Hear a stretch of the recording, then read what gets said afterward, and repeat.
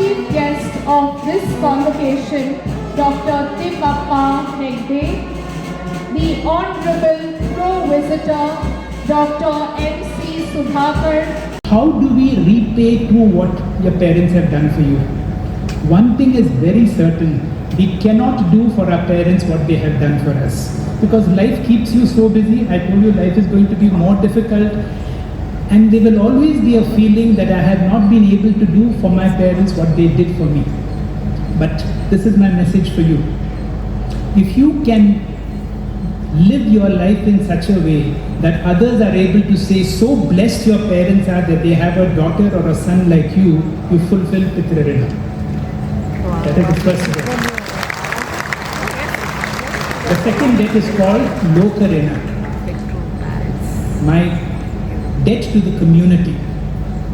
You can ask our minister, when you are in public life, unless you have sacrificed your whole life for the community will not acknowledge you. As you grow older, you should see how you can shift your life from being a consumer to being a contributor.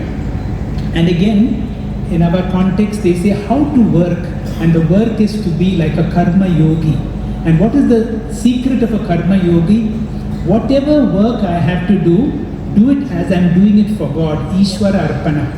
And whatever remuneration, prize, acknowledgement, take it as a prasada.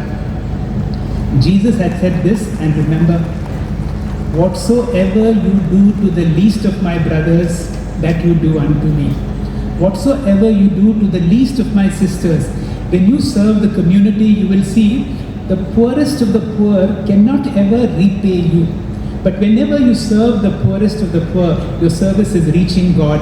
And therefore, the second message, Lokarina, is how you can contribute to the society. Third and the most difficult is called Acharya Rina. And Acharya Rina means the greatest gift you can give to all the teachers here is if you can bloom to your fullest potential. And how do you bloom to your fullest potential?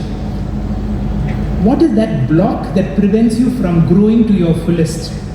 Michelangelo was working on a block of marble, and somebody asked him what you are doing. He said, Jesus Christ is already within this block. I have to chip off what is unnecessary. What is that unnecessary you have to chip off? You have to chip off that ego, that ahankara, that feeling that I am today a university graduate. Be a nobody. When you are a nobody, He will speak through you. You will be a conduit to be able to express His message. Let Him speak through you. And that is possible when you become a nobody. And suddenly remembered of Muhammad the Prophet. The greatness of Muhammad was his ordinariness, was his simplicity. And one day, the angel comes to him and says, recite. He says, what can I recite? I'm not a man of letters to recite. So he said, recite. And Muhammad went to his wife and said, something is going on with me. Beautiful poetry is coming out in the form of Quran. The word Quran means to recite. When you become a nobody, He will speak through you.